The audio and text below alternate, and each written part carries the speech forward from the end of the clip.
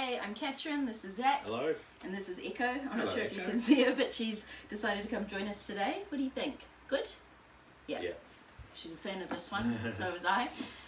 We're going to do another book review of No Wigwams, and I'm so aware that I spoke for most of it last time in my excitement. That's all right. And I'm excited about this book too, so I think you should start. Here we go. All right, I'll go this time. I just want to talk to you about a book that I'm sure most of you have never heard of before, and that's called Community. The reason why I don't think many people have heard of it is because it's written by an author down in regional New South Wales around Canberra. Christina, she used to be a librarian and now she's got her own little business just outside of Canberra, a couple of little businesses actually, I think. But she's a really talented writer and she's written this really interesting Australian dystopian novel, which you don't really see a lot of. There's a few things around, but to see a dystopian novel written in not only in Australia but in regional New South Wales as well, I think really brings that genre to life for people who live in regional New South Wales like we do.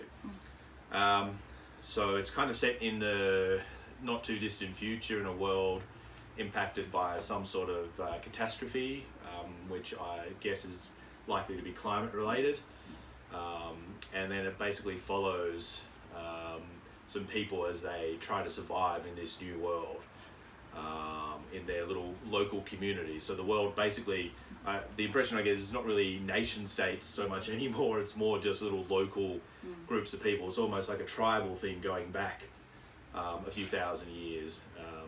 But it is quite an interesting and I think unique story as well. I haven't really read too many books related to it or that are similar to it. But I think it's well worth a read. And especially if you're looking for Australian authors who are up and coming and you may not have read much of their stuff before, Community by Christina Marino I think is a really good read. And definitely worth a try. So we've got a few copies in our bookshop and we can get some more if we need to. So get in touch if you're interested. Yeah, and you've got to say strong female character. Very strong female characters. Strong female characters in general. That's true. But she's like a kick-ass forager and she does all the things that the protagonist is pretty hard. Yeah, the young Catherine would have that's like when I'm older I'm going to be able to do this and I mean I can't do any of them, but she's it's really interesting about how to live off the land and make the most of but these flashbacks, sorry, because I've read it too, that's fine. and these flashbacks into what the world could have been like when they find old catalogs and things, and it's cool. And would you say it's young adult? I think it's probably aimed at young adult, but I am not a young adult and I enjoyed it. It's definitely one of those books that's on the verge. It can definitely be read and enjoyed by young adults, but it's also just anyone who likes dystopian novels. And it's not a difficult read, but that's because the story really flows and draws you along with it. So Community. Echo's wandering around. She's having a great time. What do you think, Echo? Yeah, tail wag. Yeah, there brief one. Seal of approval. It's more like, where's my treats? So I am going to very quickly talk about Hannah Kent's new book. Is that possible? I know. Hannah Kent's new book, Devotion. And it's a bit of a controversial one because I know, I've talked to a few customers who've read it. I was desperate to talk to someone. But it's in 3 parts, and it's this family in Prussia in 1836, in a very, very religious community where they are they're Lutheran and that's been outlawed, and so they're facing a lot of religious persecution, and they eventually want to move to Adelaide in Australia, and they find passage on a ship. And so the second part is the part on the ship when they come across, and then the third part is actually arriving in Australia, in South Australia, and there's some of the first settlers and what it was like, and meeting Indigenous people and trying to figure out the best land, and because they're farmers, and that's sort of the overview of it. It's a beautifully written story. I think Hannah Kent is one of my favourite authors. I mean, Zach always hears me going about burial rights. I think it's such a good book. So I was really excited about this one. Again, she writes beautifully. It's beautifully written.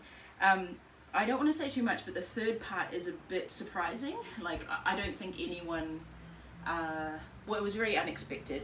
And I found myself at first going, well, hang on, what's this? And where's she going with this? And a bit frustrated. But then it kind of all came together at the end. And I found myself thinking about it for days. Like at first I was a bit like, oh come on, I want it to come together quickly and I want it to be, you know, but then I sort of thought about it and I was like, okay, I actually see why she did that. So I mean, I think the writing's beautiful, the story's beautiful, and it's a story of sort of a girl who she doesn't really fit in with the world, you know. She sort of is out in nature and connects with nature, and the other girls kind of, you know, they're thinking about boys and clothes and that kind of thing. I'm making it sound very modern, and it's not. It's 1800s. Yeah.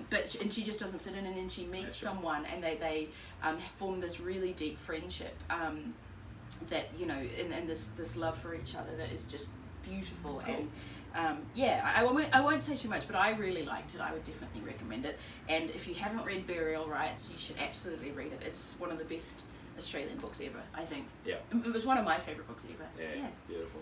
Any thoughts, Echo? One of Australia's best modern writers as well. Oh, she's amazing.